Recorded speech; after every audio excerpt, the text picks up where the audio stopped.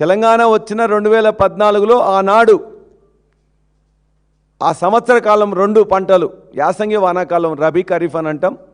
ఆ 2 పంటలకు సంబంధించింది ఆనాడు ఎఫ్సిఐ కోసం కొన్నది 24.29 లక్షల మెట్రిక్ టన్నులు.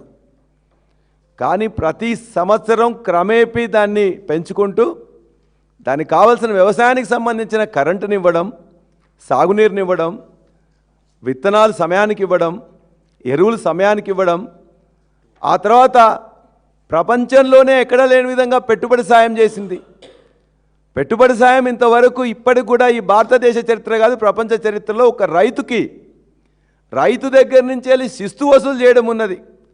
రైతు దగ్గర నుంచి వెళ్ళి వసూలు చేసింది కానీ రైతుకి ఇచ్చిన ఏకైక ప్రభుత్వం కేసీఆర్ గారి ప్రభుత్వం. అది కూడా ఎన్నిసార్లు ఇచ్చిండ్రు? 11 విడతలుగా 70 లక్షల మంది రైతులు పట్టాదారులకు 72,000 కోట్ల రూపాయలని ఏ ఒక్క సమావేశం పెట్టకుండా, బహిరంగ సభ పెట్టకుండా, ఒక స్టేట్మెంట్ ఇవ్వకుండా, ఒక అడ్వర్టైజ్మెంట్ కూడా వ్యవసాయ శాఖ కానీ ప్రభుత్వం కింద ఇవ్వకుండా 11 సార్లు ఎంతమంది రైతులు ఎలిజిబుల్ ఉన్నారో, పట్టాదారులుగా ఉన్నారో వాళ్ళందరికీ కూడా ప్రతి ఒక్కరికి ఎవరు కూడా మిస్ కాకుండా 11 విడతలుగా 70 లక్షల మంది రైతులకు 72,000 కోట్ల వేసింది చరిత్ర కేసీఆర్ గారి ప్రభుత్వాన్ని. మరి ఇవాళ మీరేం చేస్తున్నారు? ఇవాళ మీరు ఇచ్చిన దాంట్లో ఇప్పటికే మీరు చెప్పిన రైతు బంధు మేము మొత్తం కూడా వేస్తాం, మళ్ళీ రేపు వేస్తాం అని చెప్పేసి రైతు బంధు ఇప్పటిదాకా 3 సార్లు మోసం చేసిండ్రు. 24 వానాకాలంలో ఇవ్వాల్సింది మొత్తం కూడా ఇవ్వలే. 25లో 3 ఎకరాలకు మాత్రమే ఇచ్చిండ్రు. 26 ఇప్పుడు 25 వానాకాలానికి సంబంధించిన మొన్న యాసంగి 25 యాసంగిలో కూడా 2 మీటింగులు పెట్టి, ఒకటి సిద్దిపేటలో పామాయిల్ ఫ్యాక్టరీ మేము పెట్టిన ఫ్యాక్టరీని ఓపెన్ చేస్తూ నువ్వు మీటింగ్ పెట్టి 1 మీటర్ నొక్కిండు 1 ఎకరానికి. రెండో రోజున జగిత్యాల్లో కేసీఆర్ గారు గర్జిస్తే మళ్ళీ ఆ సాయంత్రం మళ్ళీ 1 మీటర్ నొక్కి 2.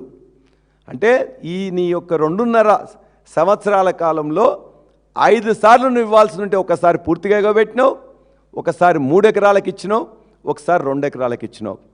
పెద్దలు నిరంజన్ రెడ్డి గారు ఇప్పుడే చెప్పిండ్రు, మేము ఒక్క పైసా బాకీ లేకుండా 72,000 కోట్ల రూపాయలు రైతులకు ఇచ్చింది, వాళ్ళు అనుభవించింది, వాళ్ళ అకౌంట్లో వేసినావు, అందరికీ తెలుసు. నువ్వు 5 సంవత్సరాలు 5 విడతల్లో నువ్వు వేసింది ఎంత? 29,300 కోట్ల రూపాయలు ఇవాళ రైతులకు బాకీ ఉన్నావు. ఇవాళ రేపో వస్తుందని చెప్పి చూస్తున్నారు.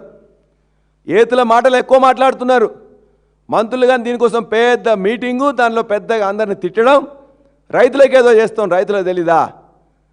1 ఎకరానికి వేస్తే ఒక పెద్ద మీటింగ్ పెట్టేసి బ్రహ్మాండంగా ఇవాళ టీవీ 9 నేను చూస్తాను, మొత్తం అన్ని టీవీలలో చూస్తే మొత్తం కూడా ఇవాళ బ్రహ్మాండంగా వేస్తున్నామని చెప్పేసి అన్నారు. ఇది నీ యొక్క రైతు బంధు, నీ రైతు భరోసా. నువ్వు రైతు భరోసా గురించి నువ్వు మాట్లాడింది ఒక్కసారి నేను చూపిస్తాం, వినండి. కేసీఆర్ అంటున్నాడు కాంగ్రెస్ వస్తే రైతు బంధు బంద్ అవుతుందని. ఎందుకు బంద్ అవుతుందే? మేమేమన్నా దివానగాలమా? మాకేమన్నా ధమాక్ లేదా? రైతుల కష్టాలు మాకు తెలియదా? రైతులకు కరెంటు బంద్ అవుతుంది, రైతు బంధు బంద్ అవుతుందని కేసీఆర్ మాట్లాడుతున్నాడు. నువ్వేం మాట్లాడినావు? రైతు బంధు కాదు, 2 పంటలకు కాదు, కేసీఆర్ 3 పంటలకు ఇవ్వాల్సింది, ఎందుకు ఇవ్వట్లేదు, 3వ పంట పండించట్లేదు అని చెప్పి మాట్లాడినావు. రైతు బంధు ఖచ్చితంగా రైతులకే కాదు కౌలు రైతులకు కూడా ఇస్తామని చెప్పినావు. మరి అవును, ఇప్పుడు ఎవరో నువ్వే చెప్పు, నువ్వు మాట్లాడిన మాటలు ఎవరికి వర్తిస్తావో నువ్వు చెప్పు. ఇప్పుడు నువ్వే అన్నావు దివానాగా అన్నా, అవలాగా అన్నా, లేకపోతే బేకారుగా అన్నా అని చెప్పి మాట్లాడినావు. నీవు చెప్పిన మాటలు నువ్వు ఒక్కసారి రేపు పొద్దున మదిరలో నువ్వే వాటిని చూపించుకొని ఎవరు దివానా ఎవరు బకర ఎవరేందని చెప్పేసి నువ్వు చెప్పు. ఇప్పుడు మాటలు మాట్లాడడం కాదు, నోరుంది కానీ తిడుతుంటే రైతులకు కూడా అందరూ తెలుస్తున్నది. రైతులకు ఎవరు ఖచ్చితంగా రేపు 5,000 రూపాయల చొప్పున వాళ్ళ మొత్తం భూమికి వేసింది కేసీఆర్ గారు, మీరు వెయ్యందని చెప్పేసి ఖచ్చితంగా తెలుసు. అంతేకాదు ఇంకేం మాట్లాడిండ్రు? రైతులకు కాదు, రైతు కూలీలకు 12,000 రూపాయలు ఇస్తా, అదేవిధంగా కౌలు రైతులకు కూడా ఇస్తా అని చెప్పిండ్రు. కౌలు రైతులకు మరి ఎట్లిస్తావా అని చెప్పేసానంటే రైతులది రైతులకు ఇస్తా, కౌలు రైతులది కౌలు రైతులకు ఇస్తా అని చెప్పిండ్రు. కౌలు రైతుల ముచ్చటే లేదు, రైతులకే కోత పెట్టిండ్రు, ఇంకా రైతు కూలీలు ఎక్కడా, వాళ్ళ యొక్క కౌలు రైతులు ఎక్కడా? ఈ విధంగా రైతు బంధు రైతు భరోసా మీద మోసం చేసిండ్రు. పెద్దలు రైతు బీమా మీద ఇప్పుడే నిరంజన్ రెడ్డి గారు చెప్పినారు ఎంత లాస్ చేసిందనేది. మేము 42 లక్షల మంది రైతులకు ఇస్తే ఆనాటి నుంచి ఇప్పటిదాకా దరిదాపుగా 3 లక్షల మంది పట్టాదారులు పెరిగినారు. కానీ పెంచలే. రైతులు పెరిగితే దాంతోపాటు ప్రీమియం కూడా పెరగాలి కదా. ఇవాళ నా నియోజకవర్గంలో 229 మంది రైతులు చనిపోతే జనగామ నియోజకవర్గంలో ఇప్పటికి వాళ్ళు ఇచ్చింది పెండింగ్ ఎప్పటి అంటే 75 ఇలా ఎల్ఐసితో పెండింగ్ ఉన్నాయి. ఎందుకు పెండింగ్ ఉంటాయి? కేసీఆర్ గారు ప్రభుత్వం ఉన్నప్పుడు రైతు బీమా పెట్టిన తర్వాత రైతు బీమా ఎవరైనా రైతు చనిపోతే 10 రోజుల లోపల దశదిన కర్మ లోపలనే మొత్తం కూడా రైతాంగానికి ఇచ్చింది. వాస్తవమా కాదా? దరిదాపుగా 135,000 మంది రైతులకు ఆనాడు మొత్తం కూడా రైతు బీమా పెట్టిన తర్వాత ఒక్కరికి కూడా తప్పకుండా దఫ్తరు పోకుండా దరఖాస్తు లేకుండా డైరెక్ట్గా వాళ్ళ అకౌంట్లో 10 రోజుల ముందు 10 రోజుల్లోనే వేసింది కేసీఆర్ గారి ప్రభుత్వం. రైతు బీమా ఉన్నదాన్ని కట్టే తెలివి లేదా మీ ప్రభుత్వానికి? రైతు బంధు సరిగ్గా ఇవ్వవు, కరెంటు సరిగ్గా ఇవ్వవు. ఇవాళ ఇంకోటి మాట్లాడుతూ ఉన్నాడు యూరియా గురించి. 2 ఇస్తాము, అది కూడా యాప్లోనే ఇస్తాము. ఆనాడు వ్యవసాయ శాఖ మంత్రిగా వాళ్ళందరూ కూడా అక్కడికి పోయి ఆనాడు ముందు అనంతకుమార్ గారితో మాట్లాడారు. ఆ తర్వాత వ్యవసాయ శాఖ మంత్రితో పాటు ఎరువులు రసాయన శాఖ మంత్రితో కూడా మాట్లాడినారు. కేసీఆర్ గారితో మాట్లాడినారు.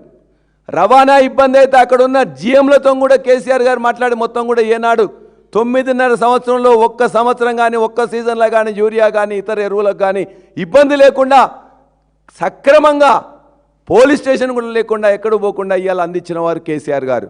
మరి మీ ఏం తెలివి? మస్తు మాట్లాడతారు కదా. ఇవాళ మీరు పోయి ఢిల్లీకి ఇప్పటిదాకా 75 సార్లు పోయింది కదా.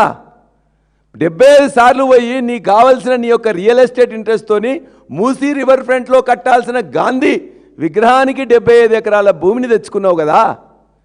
మోడీ గారిని ఒప్పించి, రక్షణ శాఖ మంత్రిని ఒప్పించి నీకు కావాల్సిన రియల్ ఎస్టేట్ కోసం అయితే గాంధీ విగ్రహాన్ని కోసం కన్స్ట్రక్షన్ చేసుకున్నందుకు తెచ్చుకున్నావు. మరి ఆ తెలివి ఇక్కడ ఎందుకు లేదు?